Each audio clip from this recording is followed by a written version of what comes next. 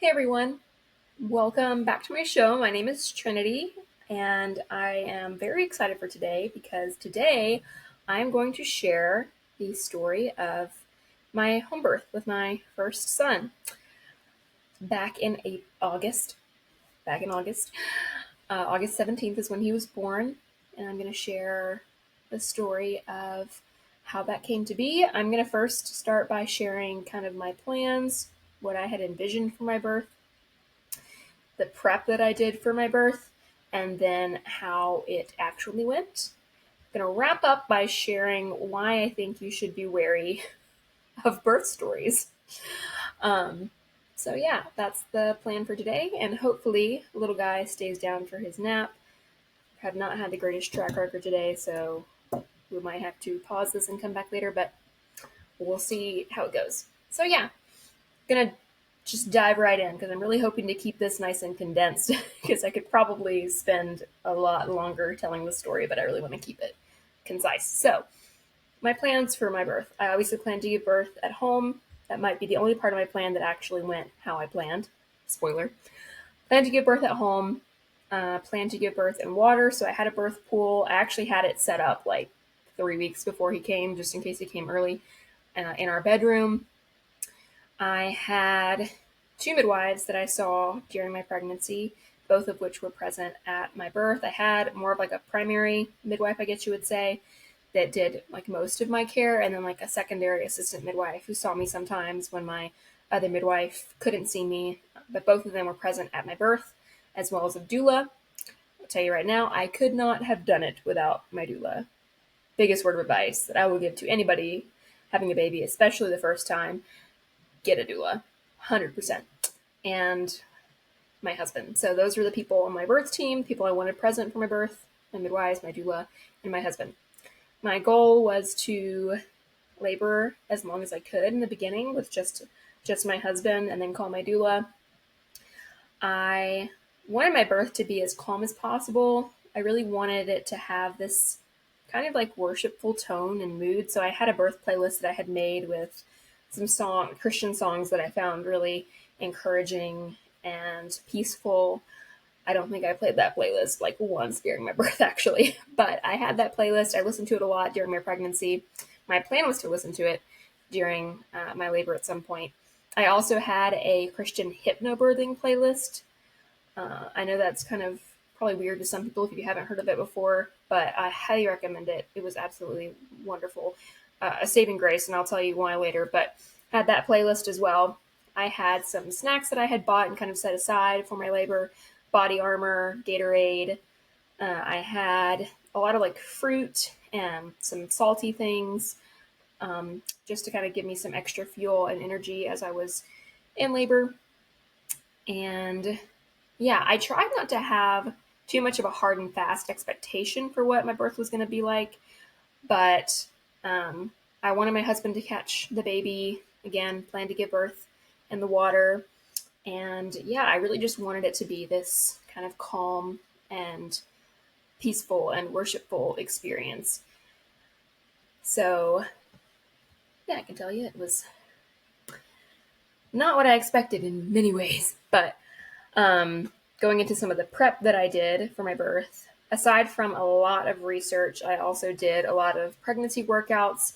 I would say around the time I was like 35 weeks, I started to do these every day, at least once a day, sometimes twice a day.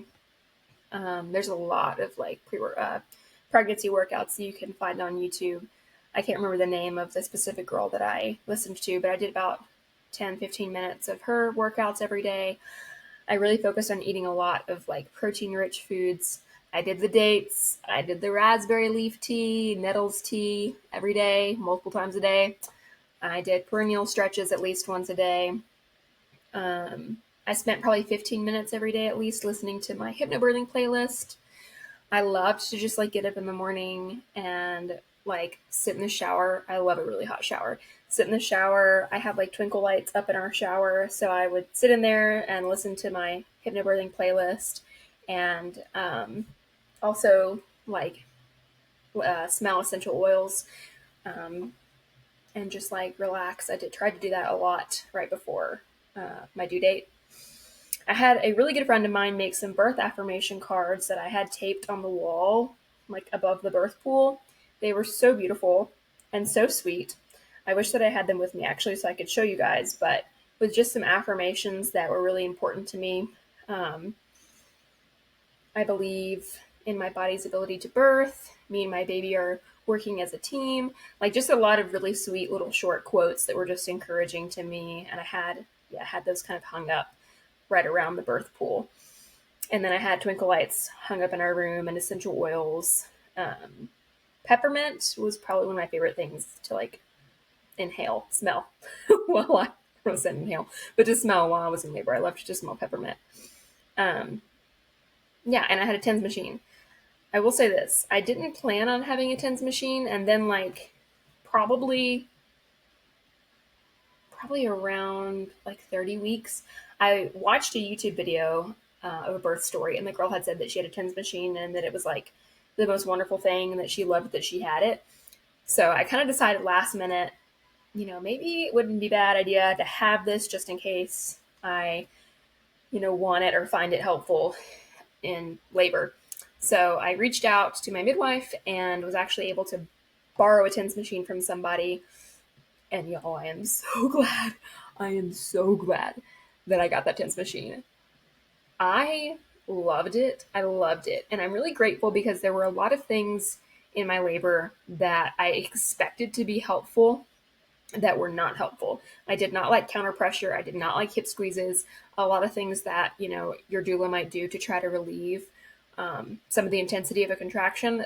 So many things that I thought I would want, I did not. But that TENS machine, y'all, was wonderful. I loved using that TENS machine. So, yeah, that was kind of preview of my plan for my birth, a little bit of the prep that I did for my birth, and let's dive into how it actually went. So first of all, I had no pre-labor signs of labor, so like water breaking, blood, like none of that. I was due August 14th, and I really should have a calendar out in front of me. Sorry, had to check my calendar there. Didn't want to get my dates mixed up. I was due Thursday, August 14th, and that night, so really more like Friday morning actually. It was like 1:30 in the morning Friday. I started to have, I guess, contractions. It was cramping, but it was intense enough that I couldn't sleep. So I got up. I ended up going in the bathroom. I think I just sat on the floor in the bathroom for like 2 hours, maybe 3 hours, listening to my playlist. I think I did take a shower. Um, it wasn't consistent enough that I started timing anything, but it was intense enough that I couldn't sleep. So, and more intense than a period cramp. I remember a lot of people saying in the beginning it just feels like a period cramp. It definitely felt more than just a period cramp. But that was Friday morning around 1:30. I want to say around 4 a.m. I woke up my husband and told him like, "Hey, just to kind of prepare you, this has been going on for a couple of hours. I don't know if anything's happening yet, but just in case you need to like call out of work, maybe you should go ahead and text your boss and let him know that I might be starting labor." I was not really. Shortly after that, they fizzled out and stopped completely. So yeah, probably like 1:30 in the morning to like 5 a.m. Probably every 15, 20 minutes, maybe 25 minutes, I would have one of those contractions. So definitely kept me from really getting any sleep Thursday night/Friday morning. And then Friday night/Saturday morning, kind of the same story. So like 1:30 in the morning, I woke up, started having contractions, could not go back to sleep, got up, went in the bathroom. This time I took like a pillow and a blanket with me. I don't know why, but I just wanted to like lay in the bathroom floor. So I just laid in the bathroom floor, listened to one of my playlists. I think it might have been my like hypnobirthing affirmations playlist that I had. Sniffed some essential oils, which were wonderful, and laid there for probably another 2-3 hours. around 4 a.m. again, I noticed that it was getting more consistent and more intense. And so I think it was around 4 a.m. that I actually texted my doula and just said, "Hey, I don't think I'm managing this very well. I would like some support now, I think." And that is one thing that in hindsight I kind of wish I would have waited longer to text her. I wish that I would have woken my husband up first and kind of practiced some of the coping techniques that me and him had worked on together before I had texted her to come. But it was just a lot more intense from the very beginning than I expected it to be, which I think kind of freaked me out. And I was like, whoa, this is really intense to me. And everybody says it's not supposed to be that intense in the beginning, but I feel like out the gate from the very beginning, these are really intense and I want help. So I texted her to come. She texted back like immediately and said she was on her way. And then woke up my husband and told him that she was on her way, that I thought something was really happening now.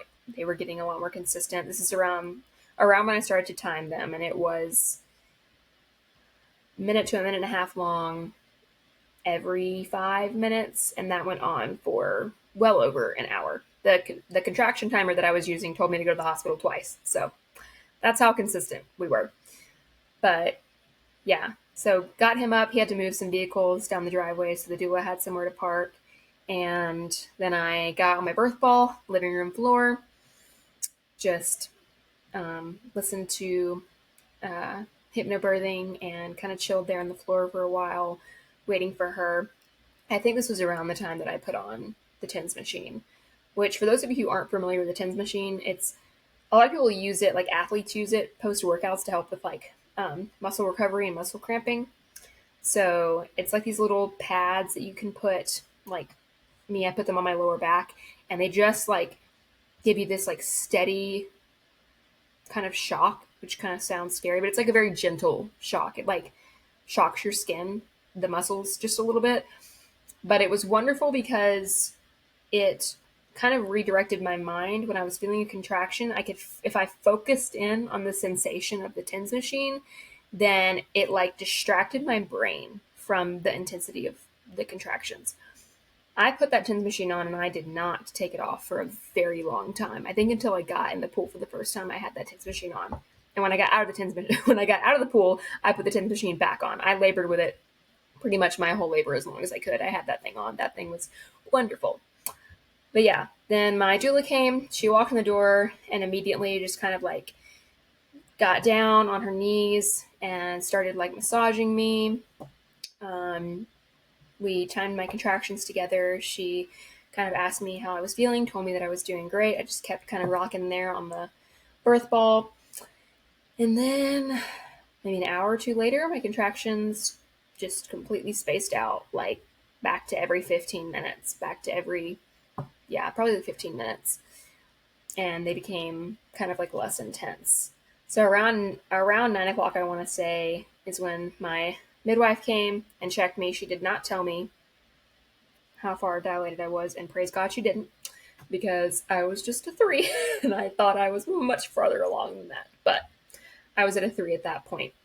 And then around 10 o'clock, this is 10 o'clock Saturday, my doula left. She was like, things have kind of chilled out. Your contractions have spaced out. They're less intense. I think it would be a good idea if I left and you and your husband just, rocked it for a little while. So she left.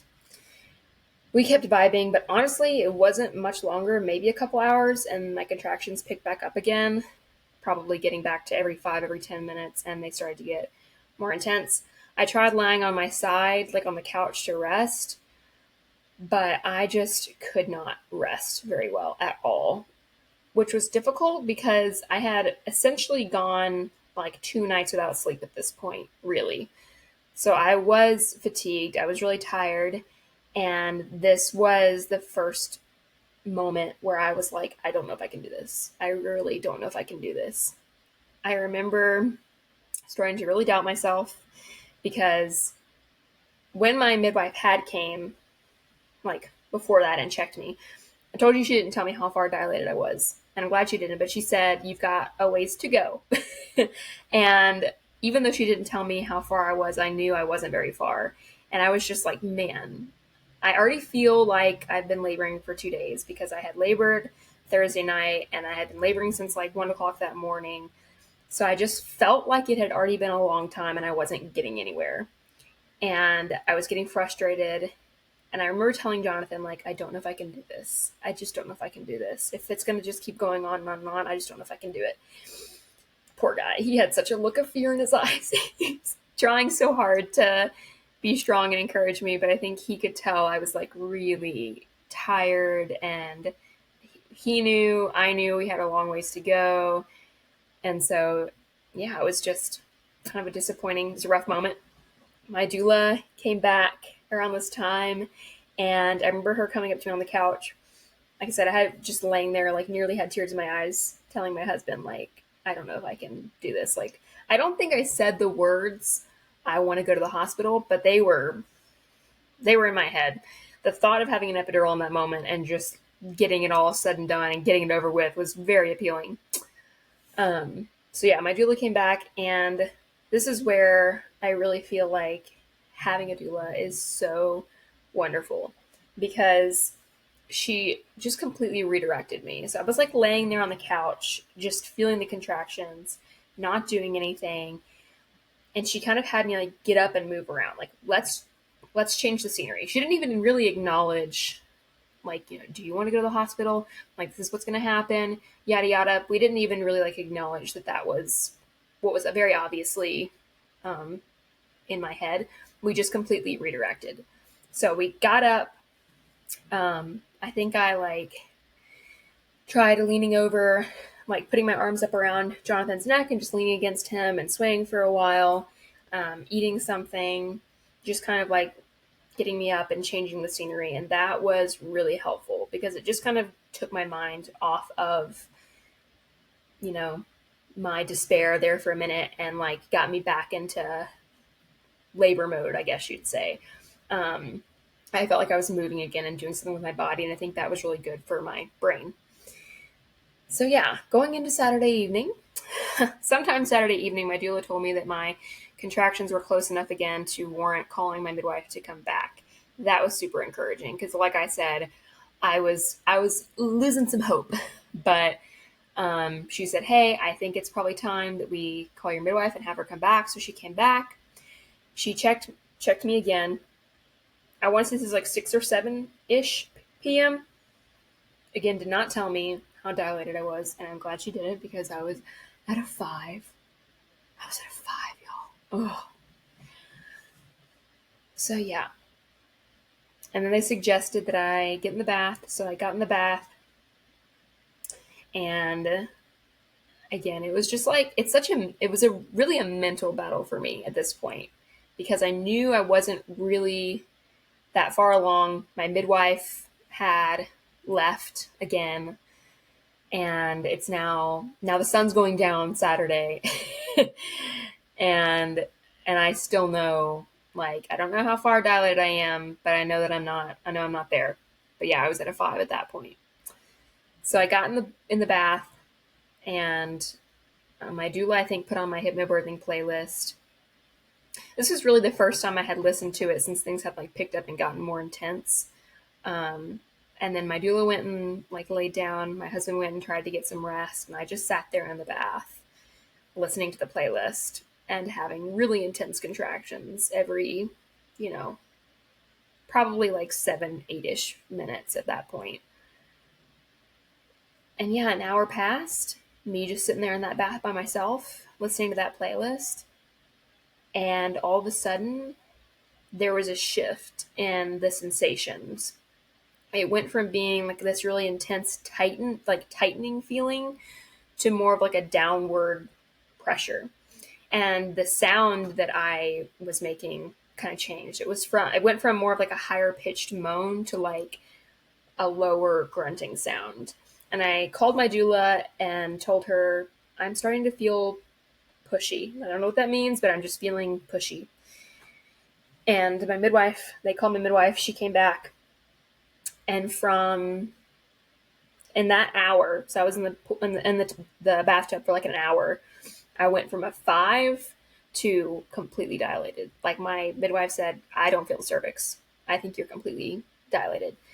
And I really do feel like that is because I was alone there in the dim twinkle lit of the bathroom with my playlist going, and I was just listening to that playlist over and over and over again. And it was the affirmations um, playlist on the Christian hypnobirthing app. And I just listened to that over and over for an hour, sitting there by myself in the warm bath. And I went from a 5 to fully dilated. And it was so exciting. And so I had just this insane rush of adrenaline as soon as I heard her say that. After she checked me, she was like, okay, why don't we go ahead and start like filling up the birth pool? And the other midwife had come and they were like kind of getting themselves situated. And I was just like, oh my gosh, like it's happening. Like I was just so excited and I got such this rush of energy and adrenaline. Like it just like revived me to think like I'm about to get in the pool and I'm about to start pushing and I'm about to have my baby. I was not close to having my baby, y'all. Um, yeah. So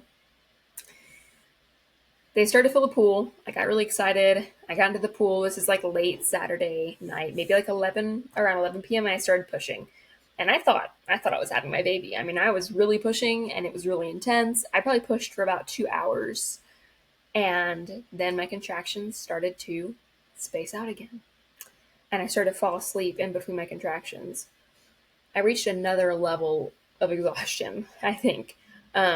Sometime early Sunday morning, well before the sun rose. I don't know what time it was, but it was way before the sun rose. My doula came to me and was like, hey, we think that your body is just taking a break because the contractions had like really spaced out. I think they were like, I think your body is just really tired. Your body needs a break. So why don't you get back in the bathtub and we'll try again later. And I was devastated. I was like, no. We're going on 3 days of this. And I have been in labor since like 1:30 this morning. And we're in the pool now. And I'm fully dilated and I am having this baby. But my body was just not about it, y'all. It was like, nope, you need a break. You need to rest. So yeah, so I got back in the bathtub. This is moving into Sunday morning. And then my doula came at some point and gave me kind of this pep talk. She was like, hey, I really think we need to try to do some different things to help move your baby down. We're not sure why your contractions have really spaced out like this. So why don't we try doing a mile circuit? She tried to kind of push me to labor or to push in like more uncomfortable positions. And we had some conversations about how to push more effectively. So yeah, it's really interesting. I was very mentally aware like this whole time. I mean, I was like fully dilated, and yet we're having conversations and we're talking, and I'm like, okay, well, it feels like this when I push like this, and yada yada. But yeah, I got out of the bath. We did a mile circuit. My midwives left again. Yeah, like Sunday morning, and then around like 10 a.m. ish, my doula left, and another doula came to take her place so that she could have a break.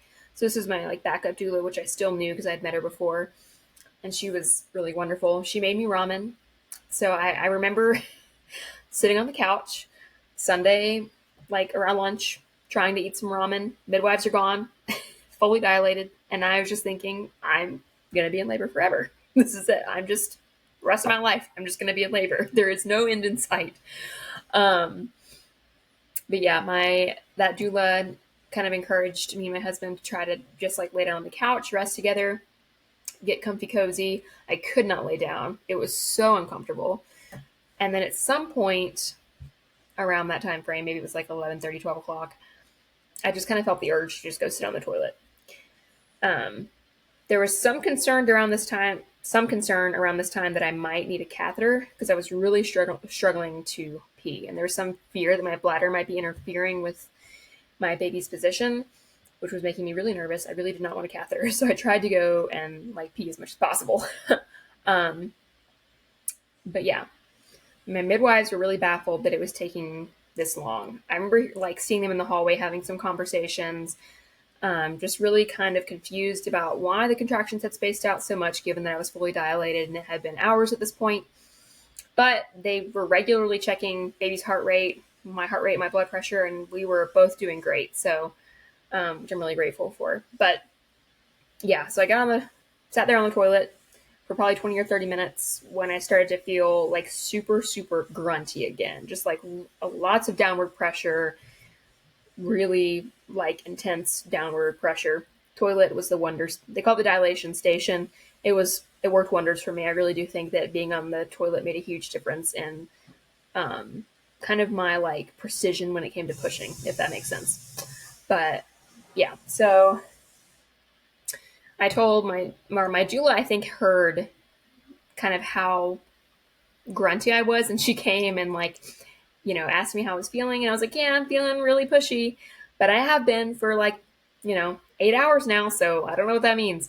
But she asked me if I could feel the baby's head, so she kind of encouraged me to like try to see if I could feel his head, and I got like 2 knuckles up, and I could feel his head, and I think she thought that maybe he was coming. Yeah, I really think she thought that he might be coming because she was like, okay, well, if you feel really strong pushes and you think he might be coming, just move forward a little bit so that I can catch him. I think she got nervous that I might have him in the toilet. But yeah, I was not there very long when everyone came back and I got in the pool again. And it felt so good. I loved being in the pool. This was probably like around 12:30ish on Sunday. Got back in the pool, and I pushed for probably like 3.5 hours, roughly. I moved positions a few times, tried laying down on the bed, definite no, hated the way that felt. Got back in the pool, got on the birth stool, and I think all of that movement was really necessary for me. Like my body was just really working to get him down, and yeah, I just needed to move a lot and try pushing in various positions. So yeah, I got on the birth stool for the last time, probably around 3:30ish, and pushed more. My doula and my husband were constantly kind of reminding me, like, drop your shoulders, relax. When my face would get tight, you know, she would like come and she'd like touch my shoulders and like touch my face whenever I'd like kind of do this clenching thing to kind of like soften my jaw, soften my shoulders, like relax. When my noises would get really high pitched, my husband would like remind me, like low sounds, low sounds, low sounds.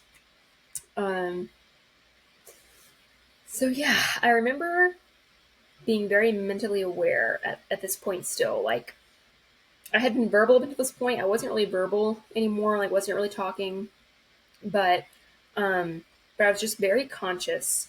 And I really thought multiple times that I was gonna hear my midwife say, like, one more push, one more push, one more push. It just like wasn't happening. I do remember at one point she asked my husband if he wanted to see the baby's head because she had like a little mirror or something. And I just remember thinking like, stop talking, nobody move, nobody talk, like just everybody be quiet. Um, but yeah, I multiple times I really did think like, okay, I have to be crowning. This has to be it. But like every time I pushed, it was like the most intense and yes, like the most painful thing I had ever felt in my life. And then I would push again, and it was like, no, this is the most painful thing I've ever felt in my life. And then I push again, and it was like, wait, no, this is another level. And I really got to this point where mentally I was like, I can't keep doing this for much longer. Like I have to get this baby out. So I kind of like reached this little breaking point where I was like, I am going to push with everything inside of me. Don't think I really recommend that if you can help it, but I couldn't help it. So in one push, we went from about a quarter size of his head showing, like just about a quarter size of his head showing, to like all of him came out at one time. um, she, my midwife was like not prepared when she caught him, was not expecting it because it was like literally this much of his head was showing. I pushed for like 2 hours, I think, with just about this much of his head showing. I mean, he just was not coming. And I thought we were like there, but no, quarter size of his head. Crazy. But yeah, gave it one big push and I had my son at 4:11 p.m. on August 17th. All sweet 8 pounds and 9 ounces of him. It was the most insane feeling. I think I was just kind of in shock for a minute there. I reached down and grabbed him and just like held him on my chest. And I just couldn't believe it. I could not believe that he was finally here.